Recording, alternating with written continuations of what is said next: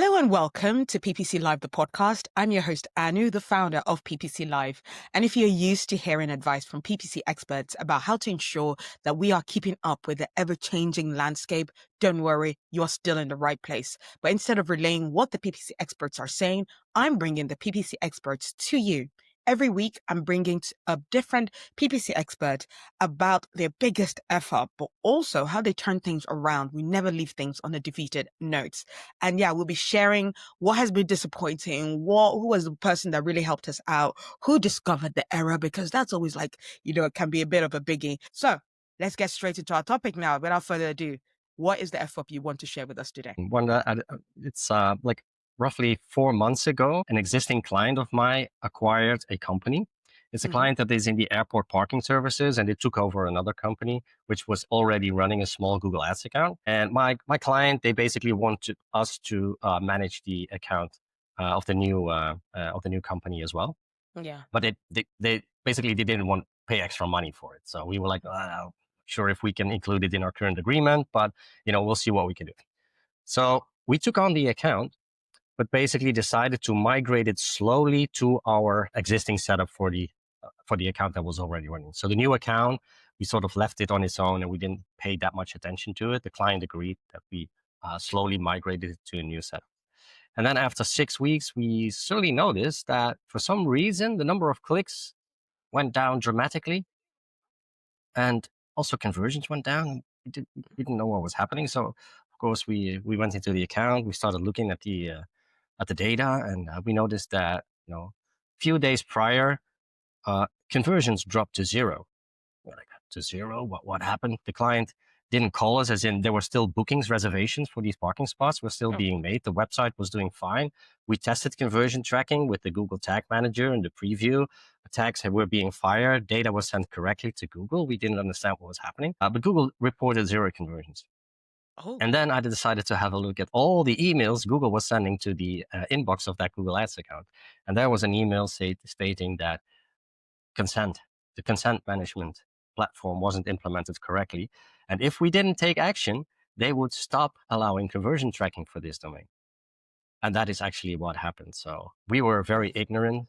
We didn't read the emails from Google, and we were relatively slow in responding to the issue. Yeah. So the end result was that because of conversions weren't being tracked anymore, Google's smart bidding algorithms thought, okay, I'm buying clicks. They're not converting. We're not meeting our target. So let's reduce the CPC bids, right? So slowly the traffic has been decreasing. Conversions were still there. They just weren't being recorded. And so smart bidding just, they scaled down the campaigns to almost nothing. Yeah. So yeah, that was not good. It's something that at the time I thought I was doing the right thing, which was that we were in a situation where the creative team had decided to run creative that really was not compatible with Google Ads. It was a gym, a fitness wellness, a fitness center gym, and they were using a campaign. What they were trying to promote was really just bodybuilding and just they had some creative that was not suitable for, it was not family safe, right? And I mean, it wasn't a big deal. It was you wouldn't necessarily look at it and say, oh, that's pornography. But Google was saying, we're not going to run this because, it's exposing too much skin or whatever. And it was just kind of people were a little glossy and oiled up and whatever. And they just didn't like it. It didn't look like gym to them. So we kept on not being able to run the creative. And so this, is a continued problem throughout the campaign. And so we'd be pushing back, for the client. But then the person who was our point of contact was a very, very junior person and just did not have the ability to manage or to negotiate that situation. And so he'd be like, well, the creative team likes it, so run it. It's like, okay, but we can't. So one time we all had this big hands-on where we're talking with the CEO, the C-suite, the leadership team, and everyone was there, and we were doing our report about here's what's going on. And these are the people where you have to say, here's what paid search even means, right? Because they don't know. They're like, well, what's the difference between that and SEO? So everyone, the higher ups are all there. And so I'm like, I'm going to make my case about why we can't have this creative running anymore. And I did, I was able to convince, to get the attention of the leadership team of this is not appropriate. We need to rethink this strategy because doesn't work on Google. Mm. So I thought, okay, I did what I needed to do. But what actually happened is that the other team that was like producing all this creative, they did not share that opinion that was Mm. the right thing. They felt like I really threw them under the bus. They went and talked with my manager afterwards, and and had this special meeting and was saying how I was inappropriate. And it didn't I didn't get in trouble with my company, but I Yeah. did absolutely this was a team that I would have liked to continue to work with. They were good people, and I kind of burned that bridge with them that they didn't like the way I handled it. And so it was not the right approach. I was on a client that was a gaming developer in the UK, pretty big name, and they had this one title, and the budget for it per month was, I think it was about 20K a month. Mm. And I realized on the first day of the next month that I'd overspent by £2,000. We had this one software as a sale, B2B Yeah, software as a client. service. Wonderful. Yeah. Yeah, as a service client back then. They were very high spending account and had some pretty aggressive goals, and they were niche, right? And so they really had this one competitor that they were hyper focused on in terms of their ability to grow their business. And so my client said, I really want to get in front of those people that are also searching for our competitor who are sort of in the prospect mode for that. And he's like, I want to reach as many people as possible. So I had this brilliant idea. Well, let's do a competitor conquest campaign in search, and let's make it broad match to capture as much impression share as possible. Thinking, oh, this is going to be great. He wants to go aggressive on this. Let's do this. But we did not add the anticipatory negative keywords that we should have ended in the end, and I'll get to that in a moment. So we launched this campaign, very, very high spending daily budget. And on Monday morning, I get a voicemail, email from the client's contact call center team, and they said, why are we all of a sudden getting tons of phone calls from angry people who want tech support and want to know their login information, to want to have a refund, but it's not for our service, it's for our biggest competitor. Why are we doing this? And my heart sank. Oh, Lord. And I said, okay, let me check out what's going on in the campaign. And we did our search terms report, and quickly realized we had spent over the course of a weekend thousands and thousands of dollars on searches for competitor name, customer service number, competitor name, refund policy, what you name it, in those types of genre, we were bringing in the traffic. So I had to call the client and explain what happened. I was so nervous. We were getting tons of phone calls from my competitors' clients, and they were angry about the service that they were receiving over there. He's like, you sent a bunch of disgruntled customers to me that from my competitor. He's like, keep sending them. And I was like, what? And I was like, but their intent, they're already customers of this prospect. He goes, I don't care. I'm going to have the sales team field these types of inquiries as a soft sales pitch, sort of oh, you've reached the wrong place, but we offer the same thing. We're their competitor. We don't typically have those same problems. We'll offer you a discount if you'd like to migrate over. And so I was like, that's brilliant. But so silver lining, but moral of the story is please be very diligent in a broad match. So one thing I noticed is, as my career was progressing and accounts got more complex, is I would have clients coming and say, hey, you guys are doing this incorrectly, or this is not right, or you guys promised this and I was expecting something else. And I would freeze in some of those cases because I didn't know the exact answer. It's very difficult to go from being the day-to-day person that implements, has all the communication back and forth with the client, to now the person representing a team that is doing a wonderful, fantastic job. Yeah. Especially when they come very hard at you. Yeah. That was very difficult for me. Yeah. And I encountered that more than once, where I would freeze in a moment. What I've learned is, with a lot of coaching from a lot of people, who was my beautiful manager for years, Emily Kanov, to more senior people like a Jesse Eisenberg here at Tenuity. How do you protect your team? Because you know that they're doing the job. Yeah. And sometimes clients are just pressuring you. That could be Yeah. one. Yeah. Two, they have a piece of the story, but they don't have the full puzzle. Yeah. Yes, we told you we're going to achieve this, but then 1,000 other things change. So which ones can you come up with? One thing that also helped me a lot in my career is listening to what your rebuttal is to the situation, and buy yourself some time. Can you explain me more about that? Can you double that on that, so you can get that time that you need to put your thoughts together and actually spit back an answer? Yeah. Because sometimes you just need a second to collect what you are hearing and actually be able to provide something back. Yeah. That was something also, as a person that English is not my first language. No, I don't think in Spanish, but I need like an extra second to connect my Spanish brain with the situation, with the risk, with what I know, with. I just need to buy myself some time. So how do I buy myself time to then be able to provide an eloquent response back? I set up value track parameters, and I did a copy paste mistake. Right. So instead of after the URL, instead of starting with a question mark, I accidentally put an ampersand. Oh, okay. Is that what you call it? Yes. Yeah.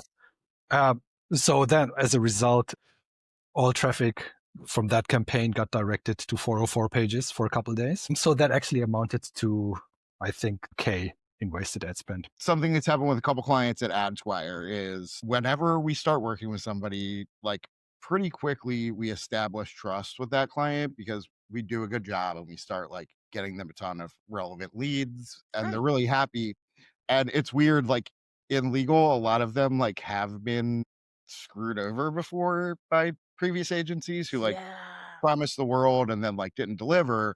So when they work with us, they're like super happy. They're like, okay, great. We found somebody who can like actually do this thing that we wanted. And pretty quickly then they'll like start forwarding me all of these emails that they get. And I'm sure you get them too. It's like, there's so many weird scams in digital marketing. So they'll like forward me these kind of like scam emails and be like, hey, what do you think about this? Or like, what are you know, like, should we do this? And I have to like continuously be like, oh no, that's a scam. Don't do that. Right. And so then they'll keep doing it. And like, eventually like one of us kind of like gets tired of hearing it, and I'll like let them go do the thing that they want to do. Okay. And that often like backfires, but I just get so tired of being like, nope, it's another scam. It's another scam. Yeah. So one specific instance of this is that happened. You know, we established trust. He would send me all these emails. Something I like tell people a lot, I don't know if you do this, is like they all get these emails from like just a weird Gmail, and I'm like, look, if you're getting a weird Gmail email, like 9.5 times out of 10, it's a scam. Like there's no company associated. So I'll give them like tips on like, hey, these are some things to look out for. But again, then they still continue to send me like those Gmail emails. Anyway, this specific example is, we had this client. We did amazing for him. He like bought a new office with like all the business we got him, like bought a building like in Los Angeles. And like we really just like slayed it for this law firm. He wanted to SEO, and we really don't like provide SEO. We focus on paid search, right? Sure. But we can do SEO. So like for a little bit, like we would do like some free SEO work for him. And like that really slayed for him. Like he wanted to like be number one for this like weird, like obscure search term. And we did it like really quickly. Nice. And so he like just kept asking for SEO stuff. We would do a little bit of it. And then like we would then like eventually just got to be like too much. And I was like, hey, we're not really doing SEO. We really have to focus on like on PPC, and you know, we're like not getting paid to do SEO. But he like wouldn't let it go. And so like then he started like looking at SEO agencies, and pick this one. And like, it's not like this was a scam per se, but like, I just knew that this agency like was not like didn't provide good results. Like I'd Sure. heard lots of stories. I knew previous clients that worked there. Right. Nobody had a good experience. Right. And so he signed up with them for SEO. Okay. And then they were like, oh, and we also do PPC. And then he left us and all of his results tanked and like everything went to crap and he fired them and like now is like back in the mix of doing just like round robins of awful agencies. I've always worked agency side. At the time I was working in this agency, I was the only person doing PPC. The team around me was doing SEO, content, etc. So I was the only one responsible for the campaigns. And the client was lead gen B2B and advertising in the UK mainly, but also in Europe. And we were running this activity in English, but also targeting in Europe. So, and specifically this campaign I want to talk about was meant to target countries in Southern Europe, but with English keywords and ad copies and landing page, etc. So I wasn't expected huge volumes because I'm Italian. I know people in Southern Europe usually tend to search in their own language and click ad and search results in their own language because we don't have that familiarity with English. So anyway, launched this campaign. It was basically just a replica of the UK campaigns, but with a different targeting. I launched the campaigns, it goes well, keep checking it, run the usual SQRs. Nothing really strikes me as wrong. We had a lot of negative keywords already from the other campaigns. It was in English, and the performance was actually really good. Low CPL, high conversion rate. I was like, and high volumes. I was like, oh, surprisingly, I didn't expect that. So then at the beginning of the following month, when I went to do the monthly report, I just wanted to check which countries within Southern Europe was the best performing, etc. And when I click on the location targeting report, I realized that I didn't add any countries. And I'm not saying I left the default people interested in or in option in the location. I literally didn't add any targeting, which meant that it was targeting the whole word. Because if you don't add anything, it will just target the whole word. So the list of countries I was seeing, it was like the likes of APAC, countries in APAC, US, South America. I was like, oh my God. Yeah. So that was a thing that in hindsight, we should never allow the client to have us manage the account without doing a proper onboarding.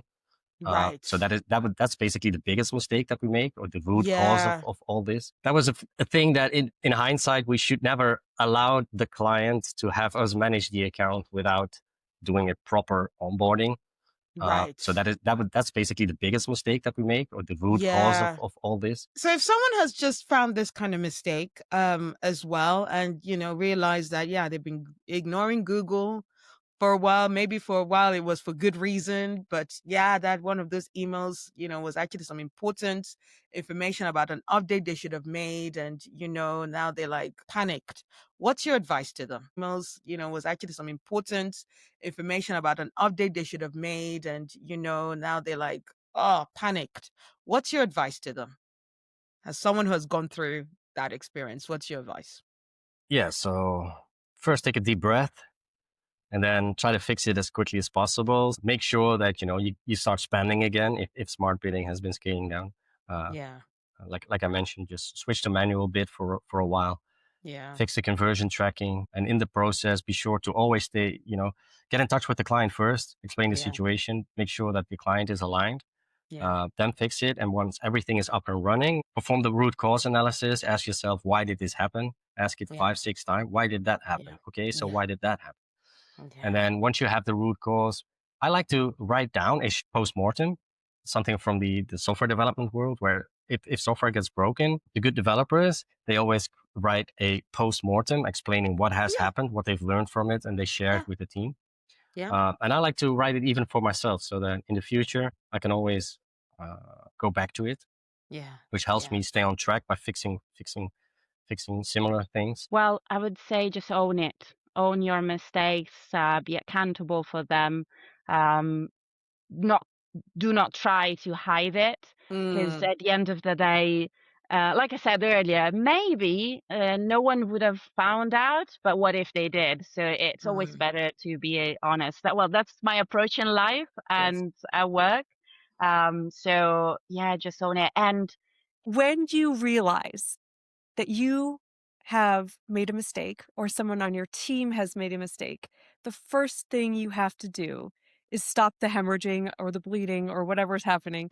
Don't wait for it to turn around. Don't think the algorithm's going to figure it out. Pause whatever is the problem. Yeah.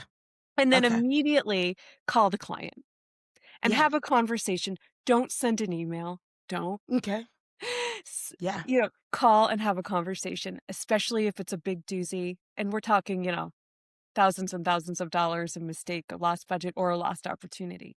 So call the client, own up. You've got to own up. You're going to be tempted to mitigate responsibility for the mistake, to blame it on something else or someone else. But don't. Take ownership. This was your account. Whether you are leading a team for the account or you are working on the account as a contributor, own the mistake. And then what you want to do is explain to the client why it happened, and then explain to the client what you are going to do to remedy or fix it, okay? And that could look like a number of different things. Sometimes part of the situation is salvageable, like I just mentioned with my client, mistake that happened all those years ago. Sometimes it's not, right? And sometimes you have to have the tough conversation of, here are the things that we now have in place so this will never happen again. And here's how we can either lessen the damage or stop it from continuing to happen. Yeah. So immediate ownership, don't deflect responsibility, and always propose that solution and like next step. First of all, don't think you're the only person in the world that's ever done that. There's plenty of people that have made that mistake, and those people have still gone on to have great careers. Very smart people. It is always good to take ownership and accountability. Like don't try and make excuses or pass it off. Honestly, was appreciative of me taking that step to inform them, because had they found out and, what is this, Boris? Oh yeah, this is when I did this and that, but I never told you. Yeah. That would have been a bigger issue. Yeah. But if you make an honest mistake, but you at least you stand up to it, stand up for it and say, did this mistake. It's one big mistake that you see, or maybe even some things that people share on their LinkedIn, and people always like to share like the stuff that they're doing in terms of like their automation or AI. What's a big mistake that you see that people are still making in 2025 that really shocks you, that you feel that we should stop doing this? One of the things that can go wrong during Black Friday, and I've seen go wrong many times in the past years, is that on Black Friday, Google will try to spend a lot of money because there are a lot of people searching for mostly products. Let's just say e-com, and then the campaigns are limited by budget, so you're missing out on an opportunity. Yes. So even though they have this over delivery thing, so let's say you have a daily budget of $1,000, Google is allowed to spend twice that amount on a single day. But it's Black Friday, people go crazy, and if you have good offers, then, and you for some reason you're bidding high, then you might be spending five times as much. So again, I use scripts for that, but so to prevent that mistake, be sure to monitor the spend during days like this. And if the spend is at, let's say, 80% of 90% of your daily budget, you want to be in the know so that you can decide whether or not you want to increase the spend.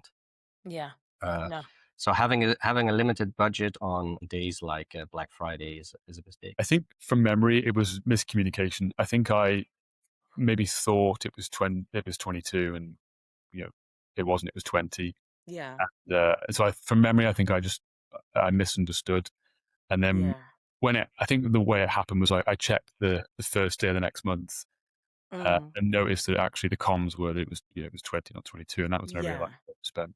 So my misunderstanding on the budget amount, which is not good. The things that come to mind, I don't know if they're things like a claim that nobody's talking about, but what comes to mind is first of all, like talking about AI and sort of prophesizing what AI is going to do in a certain industry when either you're not really in that industry or you're not using it like to a large extent within that industry. Yeah. So I think, and what I notice is the people who are really using this stuff, whether it's the LLMs, whether it's vibe coding or whatever it is, the people who are in their industry doing this stuff aren't talking about AI like it's going to replace everything. Like they're seeing the limits of the tools, they're understanding the opportunities, they're quantifying what's possible and what's not possible, and that just makes the whole conversation less emotional. AI is going to take everything to more. Here's what it can do. Here's what it can't do. So I think anybody that talks about AI replacing everything or even just a large part. So I was like really excited to start the job, and I got in there and I quickly realized like nobody had any idea what they were doing at all. And again, it's like a super big agency, like really big agency. The paid search director was like a paid social person, and I got 20 accounts to manage. And I audited them, and I was just like, oh my God. Like, I was like, my mind was blown at how incredibly awful they were. Yeah. And basically what they were doing was like, everybody had 20 accounts, and like, I think there was like a high degree of turnover in like PPC managers. And then it would just be the next person came in and did a couple bid adjustments and wrote some fluffy reports. And it was just kind of like business as usual. Anyway, I noticed all these things wrong, like fundamentally wise, like nobody knew the fundamentals of PPC. And so I wrote up like audit notes on all 20 of my accounts. And I was like, hey, look, like everything is wrong here with these accounts. Like, this is what you have to do to fix them. And they were like, oh, okay, great. But you can't fix them because, these have been like accounts that have been with us for 10 years.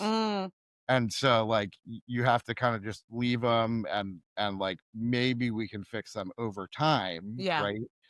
And I just couldn't do it. So I fixed them all. Oh God. Cowboy move. Cowboy just like, we're doing that. We're doing this. Immediately, like they started producing like gangbusters. So then all of the clients that like were my accounts started emailing me. This one like enormous agency, or this one like enormous car dealer down here, brand, wanted to set up a meeting and come in and meet me, right? And all these people were sending me emails like, oh my God, like digital is through the roof. And then they were like, we're so happy and excited, but like why, right? And so like that was the F up. Was then I quickly was let go in how like accounts were managed like across the organization. Yeah. So like every account manager did something different, basically, right? Yeah. And then these accounts just kind of kept getting past everybody. Yeah. So again, all F ups definitely lead to reflection and like for you to like do something better because you learn a lesson. Yeah. So with AdSquire, again, like if you're running an agency, there's got to be a way that you run accounts. You know what I mean? And so again, like when I built AdSquire, that was something that was like important and I took into consideration. I trained the team on how I run accounts, and that's how we run accounts, everybody on the team. So like we're all aligned, we're all managing them the exact same way. And I think that's like another like really important lesson that I took away from one of these F ups was like, there's got to be a way that the agency does it. It can't just be kind of everybody wild west doing what they want to accounts. Like the majority of the month had passed when we caught it. Yeah. So what's your big lesson from that one?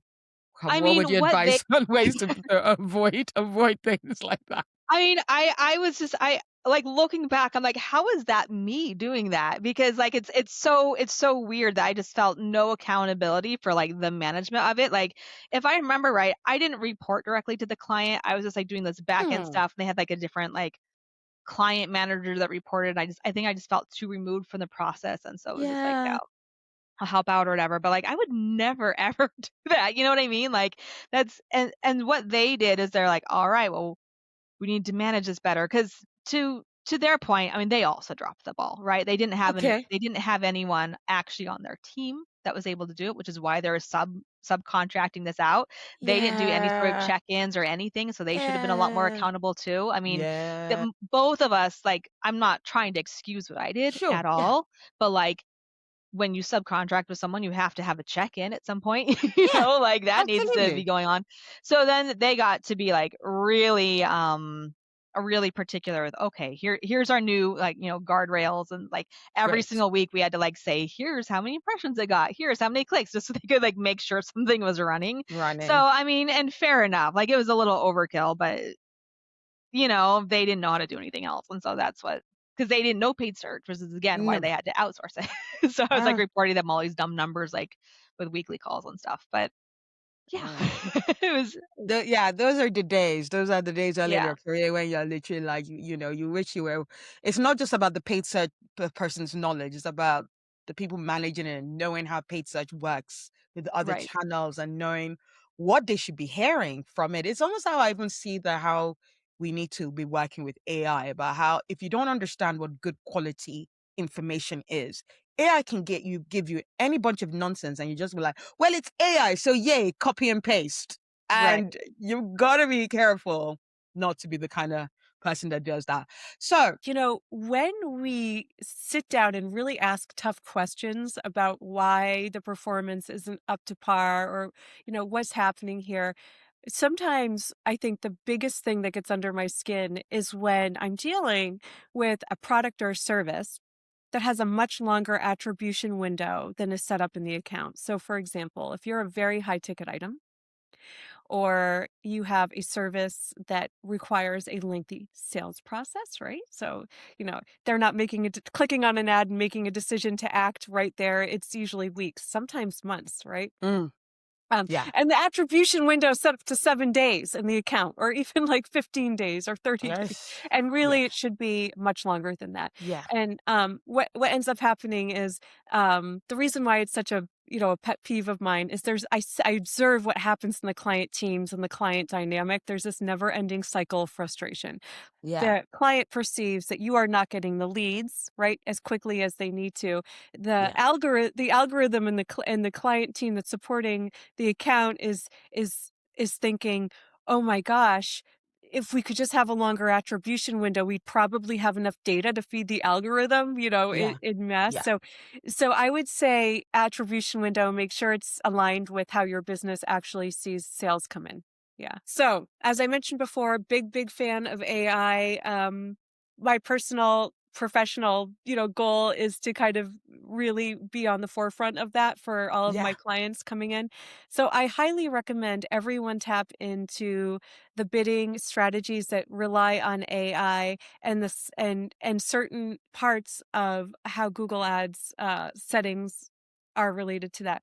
But I want you to make sure that you don't enter into those situations before you have the right setup.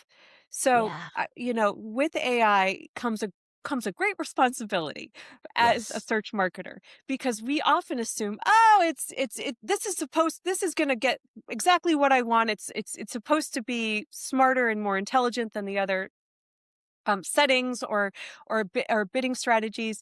But really what ends up happening is to be successful in this, you need the correct and right first party data to feed it. You need to understand how much conversion data that gets filtered into a campaign that you need for that bidding strategy to be successful. And you need to give it the right inputs, right? And so what I'm talking about with inputs is, if you have a bidding strategy that would benefit from a target on it, like a CPA or a ROAS related one, give it the right target related to your business. Understand how you can use that to scale up or down. And then secondly, remember my broad match story in the beginning? AI is awesome. AI is awesome, but you've got to give it constraints and parameters. So if you're running broad match keywords, pay attention to where, and you're running, for example, AI Max for search, pay attention to the landing pages it's choosing. Add exclusions if necessary. Give it a little bit more direction if it needs it. And keep in mind, folks, that a lot of the signals Google uses are based on you. right? Based on your landing pages, based on the way you've structured your campaigns, and so forth. So be on top of that as well, because really, when you have the right ingredients for the recipe, it's phenomenal. I took that to like my next interview to speak up to that, like off the bat. Hey, I'm not this guy that's just going to do fluffy reports and sit back. I'm the kind of guy that like points out problems and actively tries to solve them. One thing I always like to ask my team before I talk to a client too is, where are we failing? Yeah. Because I rather hear it first on my because nobody's perfect and we make mistakes, or sometimes we test something that we thought it was going to work and it doesn't. It happens, right? Yeah. That's why it's called an experiment, because we're gonna, quote unquote, play around and figure it out. We're going with the best intentions, but it doesn't always pan out. The one that I hate the most, when I see it, it makes me cringe, is when I see our CPCs are super high. CPCs, CPMs on B2B are super high in general. Yeah. When I see a campaign that it's a good campaign and then the budget is so low, they get 2 clicks a day. It makes me so furious. Wow. It doesn't matter if it's LinkedIn, Microsoft, Google. It doesn't matter which one it is. If you're getting 2-4 clicks a day, you're not going to get a conversion. I don't care what you are doing anywhere else. So like the biggest ones that I see consistently, like in audits and stuff, are the usual suspects. And like, you know them. It's like, it's like search partners enabled. Honestly, your settings. Like I hate those ones. Like advanced location settings is always one that like a lot of people miss. Again, and they're like choices that are based on strategy and budget. So it's not always like a wrong thing. If you have a really big budget and you want to have like in or interested in, that's fine, right? It's all budget dependent, but those are like kind of the biggest usual suspects that I see. Yeah. In terms of AI, I would say those ones go like unnoticed a lot, to be honest with you. In my opinion, again, it's another settings thing with the AI stuff. It's like the automated assets and auto apply recommendations, things like these are the big ones that like are silent killers because they're changing a lot of stuff in your Google Ads count.